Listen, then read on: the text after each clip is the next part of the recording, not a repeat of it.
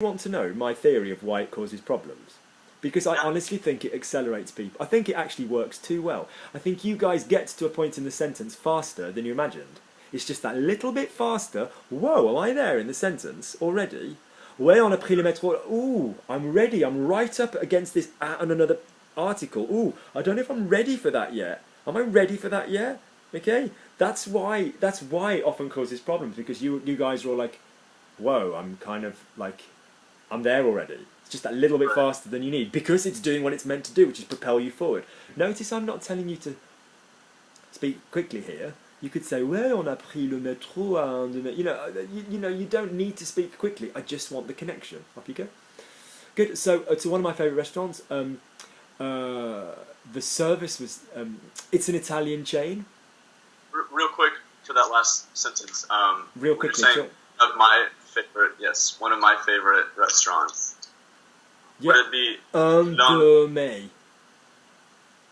One what? of my. Okay. Non de me. Okay, that's No, what no, I no, thought. no. Un de mes. Un de mes. Un de mes. Yeah. Yeah. Un de me. So, un de mes restaurants préférés. Let's make a point about this.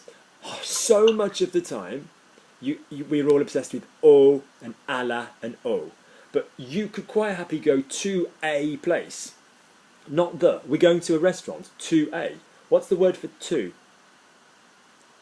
What's the preposition? You can tell I had gluten 2 days ago. What's the article for a? Yeah. Okay. Yeah. I was saying it in English the other way. I wasn't saying it. But yeah. À une. Yeah. For example. So don't assume just because we're going that we're then going to have an article.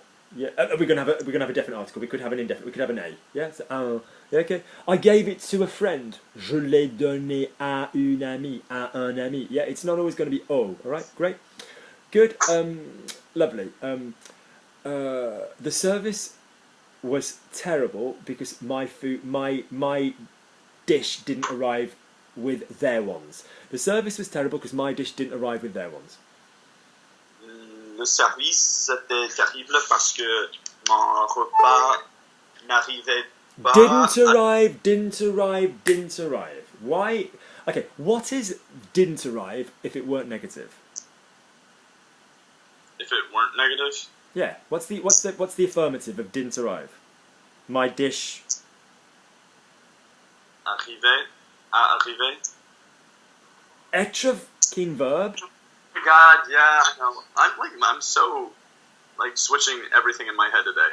Listen to me. It's not a bad thing. It's because you're laying down stuff to work in a musical sound way rather than constantly thinking about it. It's a very good sign. I know you just feel a bit unhappy about it, but it is coming from a good place. I can hear where it's coming from. Go. So how would you say my dish arrived?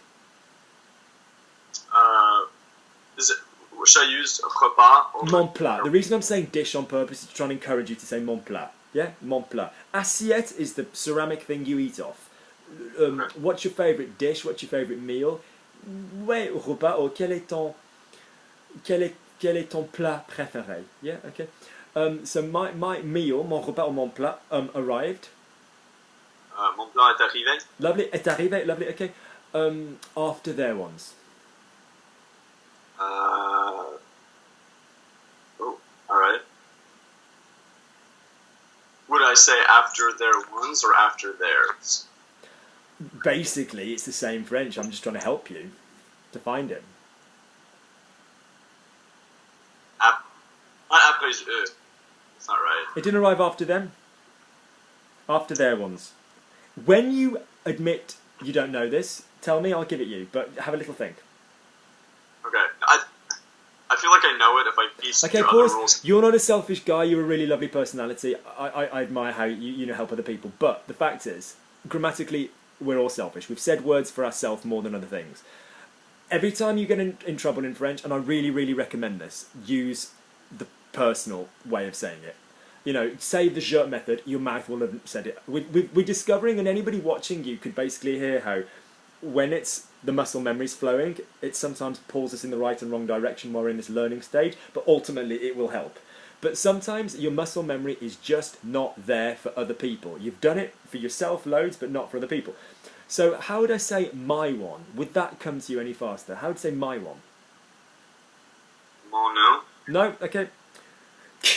So, so okay. Give it to me. Le mien, la mienne, Oh my les God, miens. Yeah, but let's look at how we find this. Look at me, look at me, look at me, look at me, look at me. So let's talk about one. There's a video, I will attach it underneath. If I do my normal trick and talk about this and don't attach the link, please all WhatsApp me on +44 7899 732 838. Just going link. So basically, don't put the comment underneath, I won't read that. So, well I will, but not in the same day. So basically, what I'm saying is, when you've got one, okay, the one doesn't exist in French. How do you say the tall one? Le grand. How do you say the tall one, a woman? La grande. How do you say this one? Celui. Si, or celui-là. Which one? Lequel. My one, le mien. So there's different ways. We don't use one in the same way in French. Okay, I think I've done a video on that. I really am sure I've done a video on that. Let's just check we've got all of those bastards. How do you say my one? Le mien. How do you say my one feminine? La mien. La mienne. Thank you. Pink, pink, la mienne. Okay.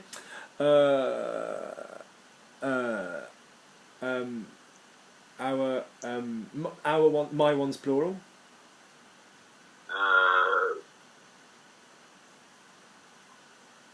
Wait, what? Les miens. Oh yeah, okay. I would say yeah. You're right. Les miens. Les miens. My one's plural feminine. Les miennes. Lovely. I will be testing you on this shit next week. Le tien, la tienne, les tiens, les tiennes. Le sien, la sienne, les siens, les siennes. Now, were you saying Notre Dame the American way, like the college and stuff? So how would you say Notre Dame the American way?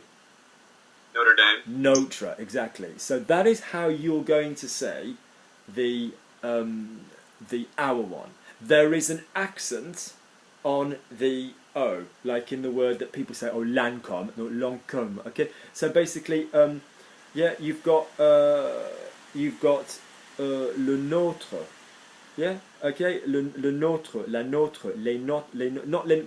So our phone, notre portable, yeah, our cell. Our ones, les nôtres, same with votre, okay. So that's got to sound different than notre. Okay, it's a longer sound. No. Okay. Their ones, le leur, la leur, les leurs, les leurs, plural, masculine, feminine, the same. So, Yeah.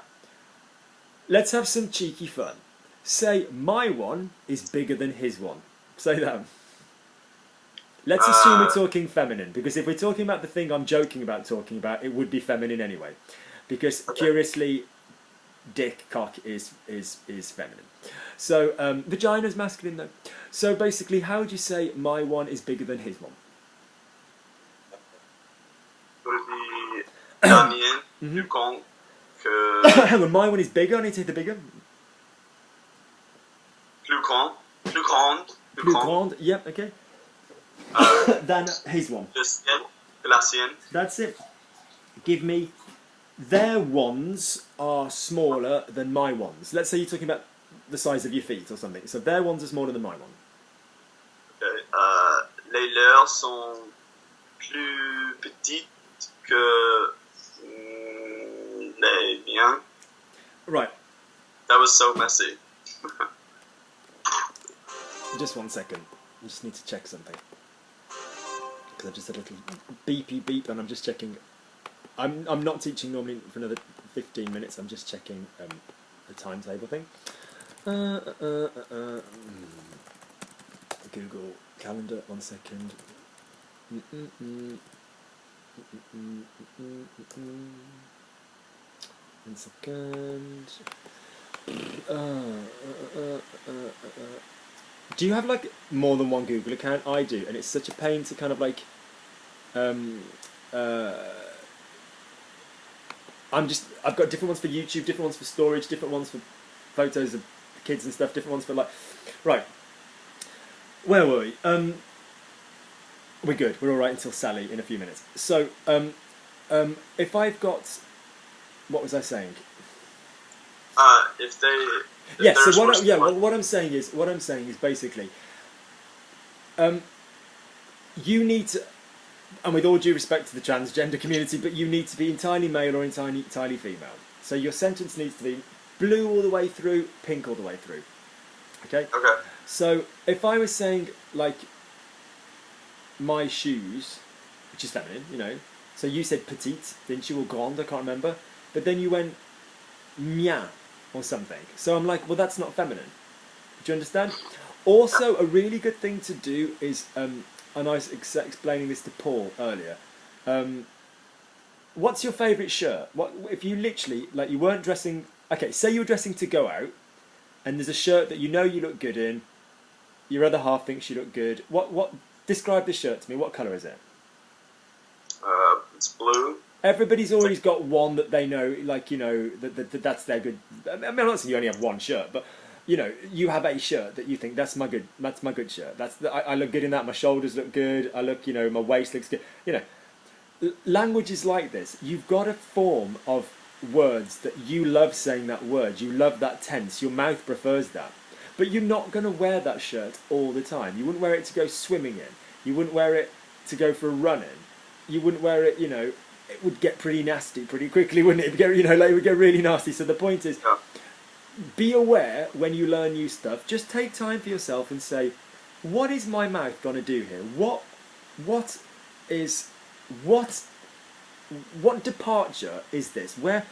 So vient and vienne. Let's be bloody honest. Which of those two sounds do you prefer, vient or vienne? And yeah. I can tell you the answer. Why am I speaking in a way that I can tell you the answer? I can't speak English today. I can tell you the answer because yeah. So vienne, because it's a departure. It goes up. Yeah. So acknowledge the fact that although to you grammatically there is a fork in the road, acknowledge that when one of them is less common to you and it feels weird for you, acknowledge that. Vient, vienne. Because otherwise, you acknowledge that you will always trip into the one that you prefer to say. Yeah? Right. Always. Everybody's got it. Paul, the guy I was just working with, lovely guy, really smart lawyer, only been doing French a few weeks, really flying brilliantly. But, for example, always goes into the plus que parfait, always. So I told him, je lui avais dit, no, je lui ai dit. So, because his mouth just prefers, you know, je l'avais, je lui avais, je t'avais, whatever, to, je t'ai, je lui ai, je l'ai. It just prefers that. So sometimes you're really more than ever today impressing upon me how the power of your muscle memory is great, sometimes, but that when you don't use that fully, it will pull you down the wrong place. And that's just an intermediate thing that you need to jump over. You just need to be in a place where you've said most stuff as many times as your favourite shirt. So my work for you is this, and I say this to everybody, whether they are beginners or whatever. Just say the stuff. You cannot just rely on the fact that you know this stuff. Yeah, you've got to have gotten it in your mouth. Also, you want to go quickly. You want to be able to speak lightning fast. You haven't got time to be constructing this stuff yourself. You want your mouth just to be used to it. It's almost like you deliberately wanted to create as many sentences as you can of a certain format and just say them. You really, really do. Just generate. When you've got a new expression, generate the different tenses. Make sure you've said them all. Don't think knowledge means anything. It doesn't. Oral experience means everything in a language. Everything. Yeah, everything. It's where I see people fucking soar compared to people who flatline are the ones that think it's boring, and other people are like, I'm just going to sit and watch a YouTube video and I'm just going to kind of whatever, and I'm not going to keep pressing pause. I'm going to watch Luke's video and then I'm going to have a think about it and then I might practice. No, keep pressing pause, saying this stuff out loud. And I've been there myself. I've been a lazy shit in Italian where I'm like, I'm just going to, you know, watch it and get it. And then when I've come to do it, I've gone into another verb by mistake. I've done it. Or, I mean, this is going back 20 years, but like when I was learning Spanish before degrees and things and masters, it's like I'd be using, you know, "se" rather than "the" or something, because I thought I knew, and I did. Your new buzzword has got to be say everything. Every word you read, everything you copy, every little whatever, say it together, say it in a line, say it in a construct, try it all the different ways, aim for it, fill the gaps. Don't just know stuff, because your point is you're really smart. Don't just know stuff. Make sure, has my mouth said this in every freaking tense? Has my mouth said this with on in the middle? Has my mouth said this with on and a subjunctive? Has my mouth said this with